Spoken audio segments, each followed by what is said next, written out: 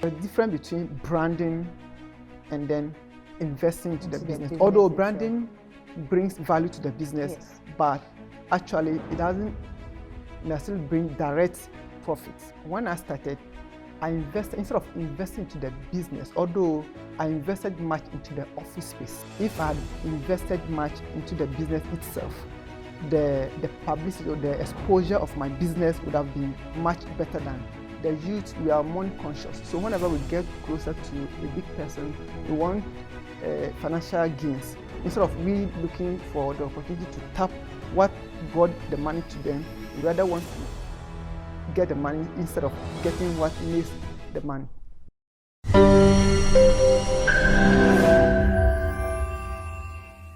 As we explored in our previous episode, the ultimate goal of investment is not just to grow your wealth, but to beat inflation and secure your financial future.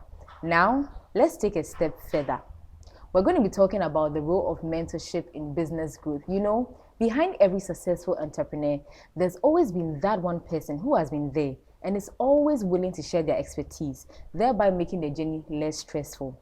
Joining us today is the Chief Executive Officer of Tinyiri Job Services and Tinyiri Ventures, and he's going to be sharing his knowledge on how to navigate challenges of entrepreneurship. Welcome, Mr. Tinyiri. Thank you so much for coming.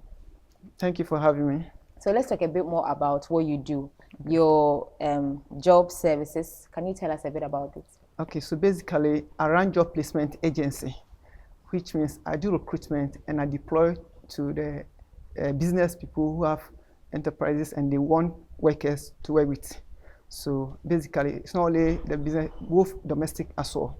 So basically that's what I do. And then I'm into the John Tinyiri Ventures is into export. So I do yam export to US and other places outside the country. I see. So how long have you been in this business, please? So with the job placement agency, I've been in a business for the past 10 years. And then I just started this one, the yam export recently, which was 2023. Okay. Yes. Okay. So being in that job for 10 years, Yes. I'm sure you had some guidance along the way. Can you tell us a bit about it? You know, how it helped your journey? Yeah. Mentorship is very critical in every sphere of life.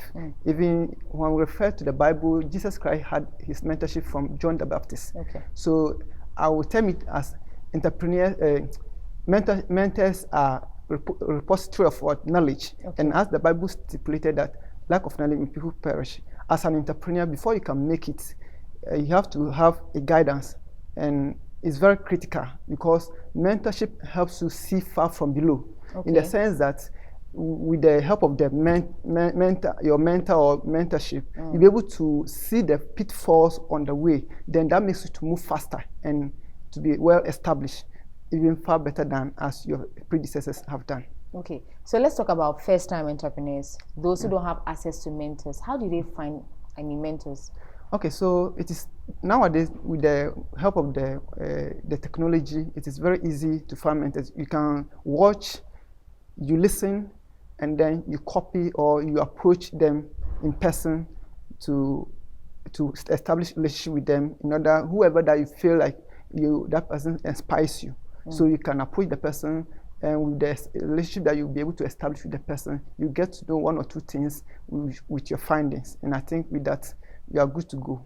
Okay. Based on the field you find yourself in or the industry that you find yourself. So let's talk about sustaining the relationship afterwards. So you've been able to approach the mentor and then you let them know that, okay, I want to learn from you in this field. Okay. Now that you've gotten access to them, how do you maintain the relationship? Because I believe a lot of young people sometimes miss that point where you have access to the person, but then maintaining the relationship becomes an issue. Let's talk about that. How do you go about that? So it all depends on individual, as you rightly said. Approaching someone and willing for the person to be your mentor, you shouldn't go there with the mind of what going to seek financial support. Okay. So you go there with the mind of what helping and copying the person. So with that, I think if the person gets to know that you are humble, you are willing to learn, the person you'll be attracted automatically. You'll be attracted to the person, or the person will see you to be somebody that can relate with. And nowadays, one of the things that I've realized is that the youth, we are money conscious. So whenever we get closer to a big person, we want financial gains. Instead of we looking for the opportunity to tap what brought the money to them, we rather want to get the money instead of getting what makes the money. I see. So you used a certain word, copy. You know, copying them per se. Yes. And I believe that everyone is unique, Yes. even if you are learning from someone in the same field as you. Okay. How do you not lose sight of yourself as you copy your mentors, in quotes? Like the real person that you are, your uniqueness, how do you still maintain it even as you copy them? Okay, so you can copy the person from afar and being close as well. So not necessarily you going to the person all the time, but maybe due to the interaction that maybe the experience the person will share, those ones you can take cue from those ones and then you implement them in your business or any industry that you find yourself that you think that person can be of help. So, Okay. So now coming to an entrepreneur who is a bit overwhelmed with choices, branding, prices, and a lot of factors that come with this, you know, journey. How does mentorship help them in these choices they make? When it comes to branding of items, pricing, what's the role of mentorship in this?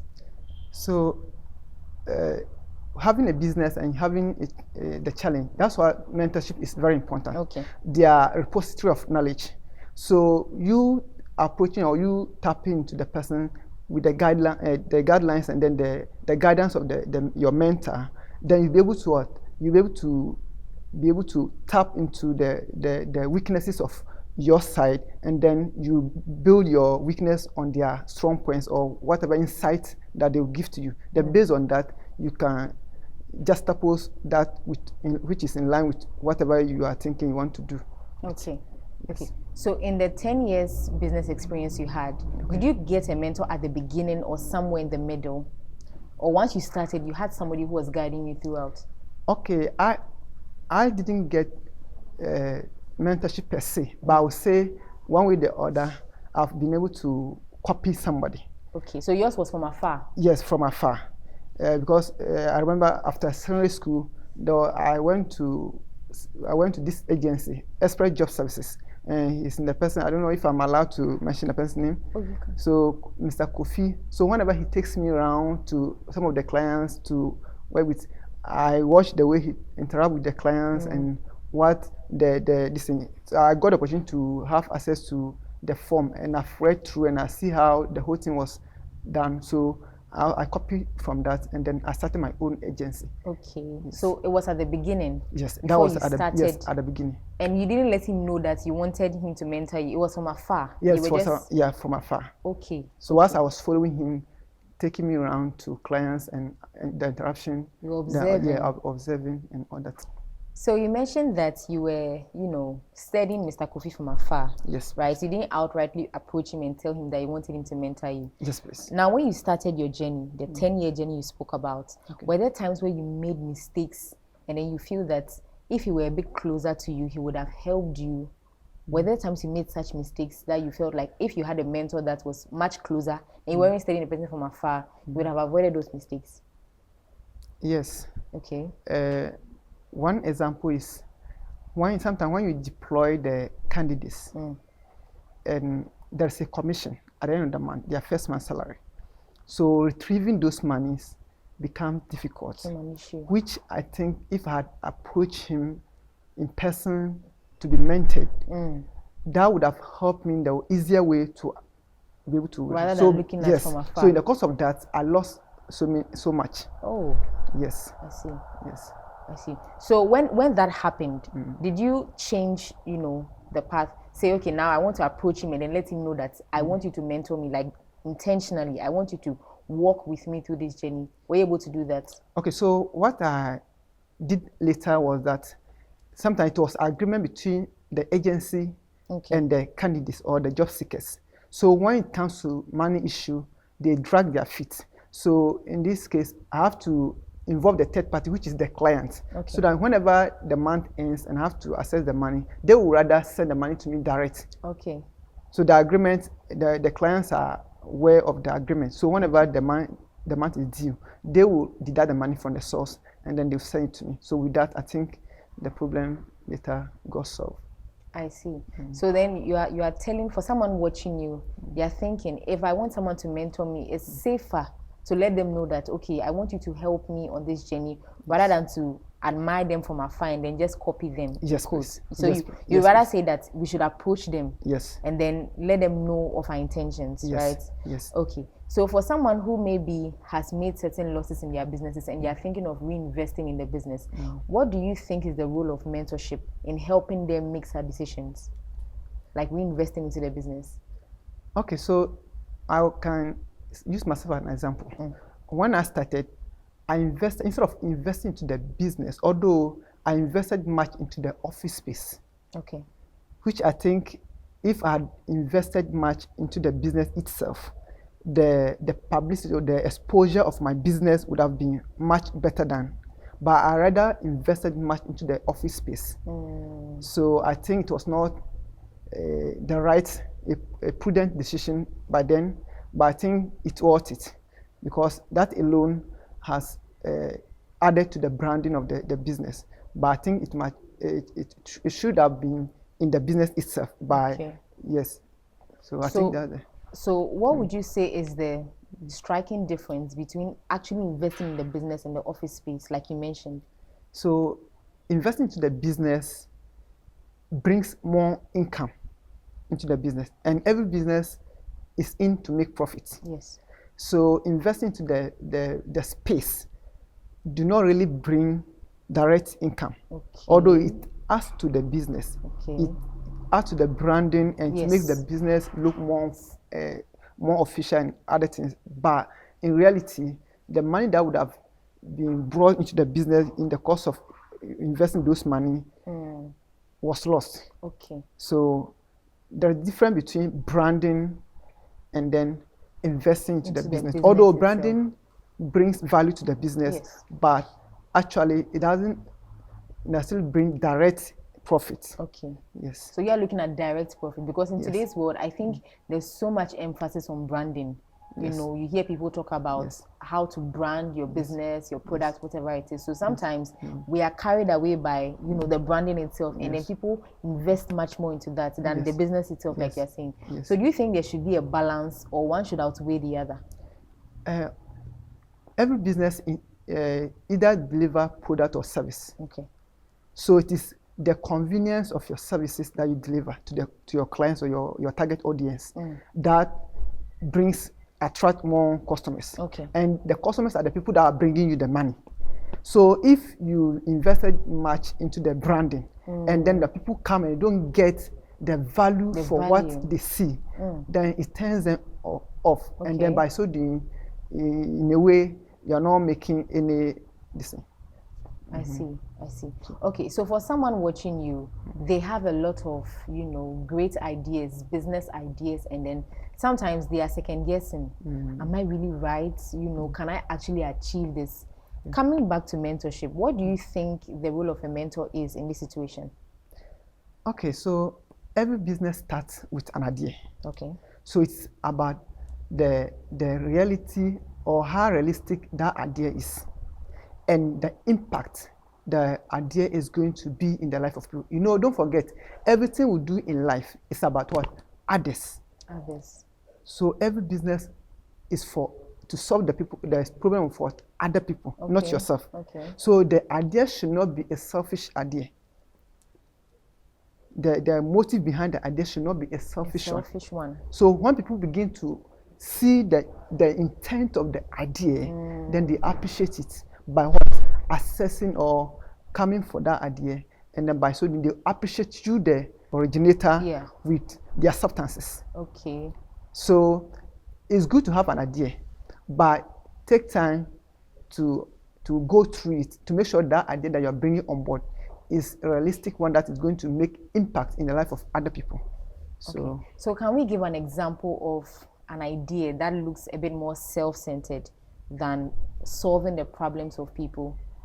You know, something that people would just come up with, and you think that this is not an idea that solves a problem. Okay, it's very self-centered. Yes, so self-centered idea, like maybe you live in a neighborhood where the people, what they need is maybe there's a school nearby, and what the people there need, maybe books, exercise books, maybe pen, crayon, and all those things. But you go to buy, when you go to buy something different, like maybe iron rod, and you are selling it, although you may not be serving the purpose. So that idea, you think that when I'm selling the iron rods or maybe something different, that's what I want to sell. Okay. But it may not be what the people living in that vicinity may want, they need. So it means you're not really serving their need. Okay. Have you seen? Yes. So that idea is self-centered. That's what you feel like selling. Okay. It's not what you feel like, what the people need. The people need. So it's never really about you. Yes. It's about others. It's about others. It's about others. Yes. Okay, I see. So now, I think earlier on you mentioned that you can find a mentor online. Yes. Okay, so can you give us practical spaces that we can find them online? Is it LinkedIn? If it's LinkedIn, how do we go about it? Because a lot of people say that you can reach out to people to mentor you, and sometimes you don't even get any response. Yes. Sometimes some of these mentors think that young people are unserious and they are not really willing to open up themselves to share their wealth of experience with you. How do you think the young person can be confident enough to approach a person online and make their intent known? Okay, so earlier on I did mention that everything boils down to your intent. Okay. The intent. When you're approaching the person with humility that you want to learn from the person, everybody wants to be close to or to associate with somebody who is ready to learn. So if anybody sees you to be willing to learn from him or her, I think that person will be ready to accommodate you or to relate with you in a way that the person can also bring you up. Every big person that you see, any mentor that you see, they've also been mentored before. And maybe it was through maybe one of two ways that they were able to access those people. So maybe you can get to know somebody by watching the person on this thing. Then you can send the person a message, and due to that, you begin to interact with the person. Maybe one or for whatever reason, before you know, you are with the person in person. Okay. So with that, I think the person, it will be easy for you to watch. But you don't just go direct. But you have to start from somewhere. You can start watching the person, or maybe listen to the person audio and whatever it is from afar. But it is very important to meet the person in person. But it all starts from what? Watching and what? Listening. And listening. Yes. Okay, so you say that the young person needs to have an attitude of learning. Yes. And then a growth mindset, basically. Yes. Okay, that's wonderful. And you mentioned earlier on that in your 10 years of experience, you had someone you were studying from afar. Yes. Was there a point where, let me say, you picked up something from the person that didn't work in your own business? Maybe something you were watching from afar and observing, and then you tried applying to your own space, and for some reason it didn't work out. Was there an experience like that you had? Okay, so I have this agency, this person who is a friend of mine who also ran an agency. So what he does is that he takes the percentage for the first 3 months. So I tried that, and that didn't work. It seems to be too much because I take 50% of the first month's salary. And with that, people have, the candidates or the job seekers have problem with that. So taking it 3 consecutive times, I think it didn't work for me. That's when I I still stick to my 50% for the first time. Listen. So if someone, had this similar experience, yes, they may be discouraged because they will feel like, I wanted mentorship, and then I've gotten bad advice or sort of bad direction, and it didn't help my business. So maybe moving forward, they even wouldn't want to go ahead with that. What would you say to such people who, for some reason, may have received either bad advice or they were copying from afar and it didn't really work with their own businesses and they want to give up? What would you say to them? Okay, so as an entrepreneur, you should be able to, the little that you have, make sure you maximize it and scale up. Okay. So you cannot say somebody is selling car spare parts. I also want to go and sell car spare parts. Maybe you are from a farming community. Maybe you only know how to rear chickens and all that. So you only have to, that means that you have to start with your chicken. Then with time, you scale up and that becomes your business. So it's not necessarily that copying from somebody you admire, although you may admire the person, but your limit may not be up to that level. And you shouldn't be eager to start big. You start small, and then you scale up. Even we as human beings, we start by crawling before we start to walk. There's a process. So yes. So even God is God, the beginning of, or God of beginning, or God who begins from somewhere. He doesn't just do everything, although he can do it, but he starts from somewhere. So you are emphasizing the need for process. Yes, it's very important. It's very important. Okay, so I just want us to keep talking about building the relationship with mentors, because I think it's a real issue a lot of young entrepreneurs face when they finally have a mentor.